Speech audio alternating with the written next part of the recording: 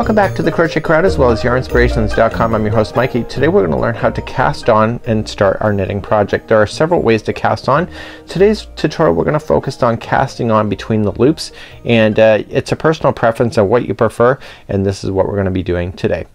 So let's get started. I'm going to create a slip knot, and I've done a different tutorial on just the slip knot process if you need to follow that, if you want a slower instruction. So you're going to wrap it around your finger twice, as I've already mentioned before. You're just going to pinch, take the back over the forward, okay, not all the way though, and then take the new back up and over, and there is your slip knot to begin to do your work. So what we're going to do now is that we are going to put that slip knot onto your knitting needle. I am right-handed. I'm putting this onto the needle that is in my left hand. If you're watching the left-handed tutorial, it's actually opposite to what I'm saying in words, but you can physically see it in your format.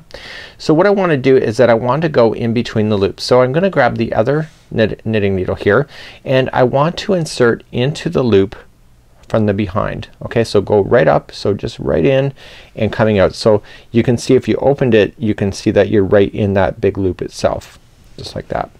You're going to take the yarn leading to the yarn ball, and you're going to wrap over top of the back one here. Okay, so it comes down in the middle just like you see here, and you're going to apply attention to it, and it just sinks underneath, and you are going to just move this one here, okay, this one that is moving, and I'm just going to pull it forward and grab that loop, and now I'm just going to put it onto the knitting needle like this. Okay, do you want to see that again? I'll show that again. So let's start up again. So we're gonna just create a slip knot, put it onto the knitting needle, insert the knitting needle in to the loop. Okay, the knitting needle is heading to the back side. Take the yarn that is leading to the yarn ball, wrap around like this. Okay, and then just using that knitting needle delicately, just bring it forward and collect that loop forward, and put that loop right on top of the other one, just like that. So this one here we're going to cast on between the loops. So this one requires a little bit of practice to get used to. I notice that it's got quite tight tension when I go to start, and again everything is just a matter of practice.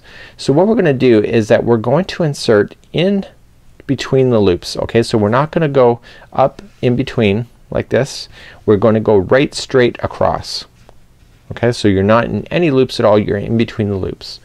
Grabbing the yarn, what you want to do is just wrap it around the back here and provide a little bit of tension to it, and you just want to move it in a way that you're going to be able to get that strand through. So you're going to flick it forward and grab that strand. Okay, so it's coming between the loops, and now you're just going to insert it onto your knitting needle like that. So you want to watch your tension with this when you go to start. If you're too tense, then you're never going to get anything done with this particular casting on method.